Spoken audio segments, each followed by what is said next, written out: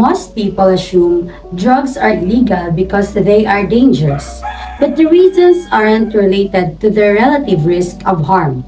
In a 2010 study, experts ranked 20 legal and illegal drugs on 16 measures of harm to the users and wider society.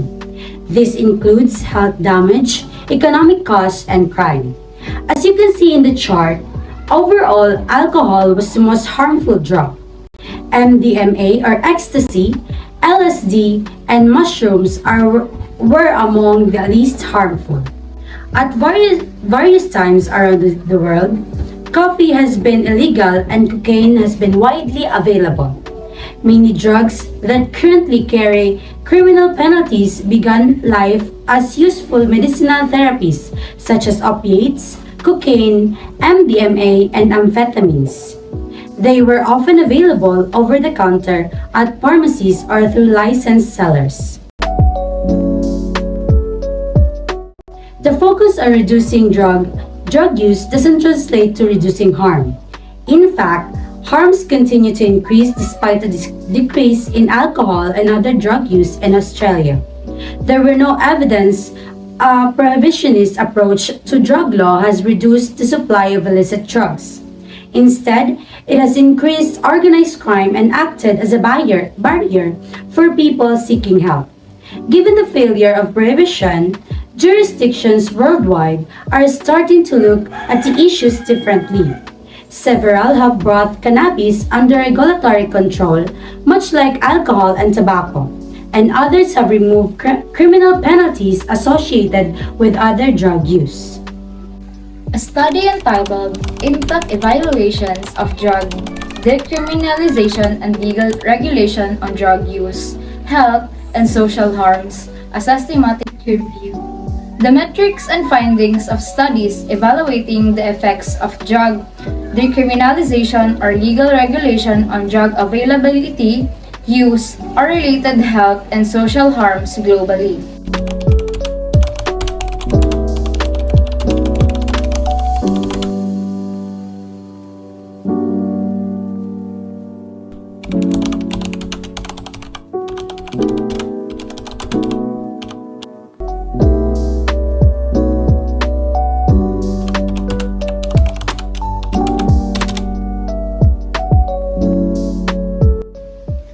Studies evaluating drug decriminalization and legal regulation are concentrated in the USA and on cannabis legalization.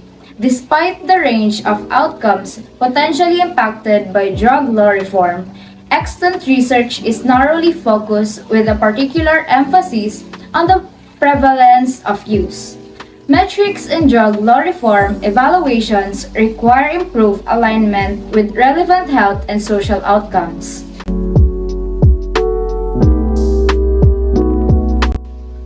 Some experts argue that to reduce the number of deaths caused by illegal drugs, the consumption of drugs should be treated as a public health issue rather than a criminal one.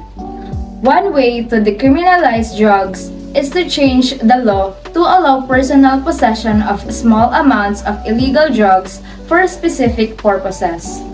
Another way is de facto decriminalization, under which law enforcement and prosecutors can use their discretion in enforcing the law for small amounts of possession or use of the illicit drug.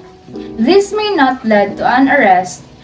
For example, in Victoria, Australia, as of 2019, according to the Cannabis Cautioning Scheme, a person found with less than 50 grams of an illegal drug receives a caution and a free educational session they can choose to attend. The acceptability of drugs varies from one country to another and also within a country due to cultural, historical, legal, and health perspectives. Countries that legalize it tend to view it as having therapeutic benefits and economic value, and countries that don't tend to concentrate on linking it to crime or disease. Treaties abroad and laws domestically further enforce the blurring of this issue internationally, and therefore the line creates inconsistencies across regional boundaries.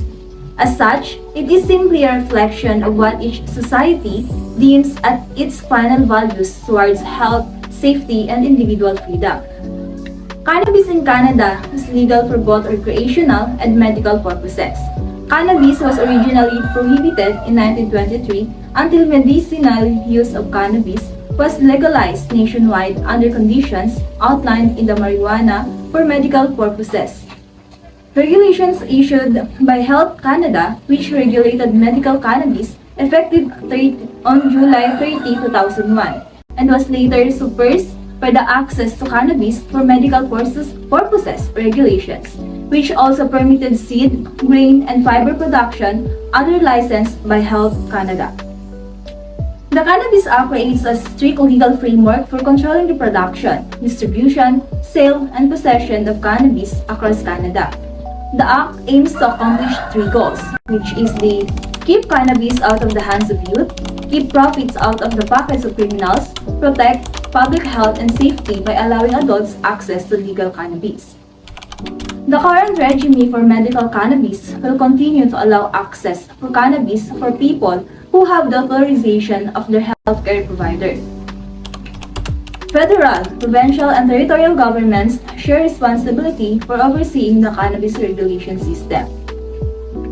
Strict requirements for producers who grow and manufacture cannabis industry, wide rules and standards. It may include the types of cannabis products available for sale, packaging and labeling requirements of products, standardized serving sizes and potency, prohibitions on the use of certain ingredients, good production practices, tracking requirements of cannabis from seed to sale to keep it out of the illegal market, and restrictions on promotional activities.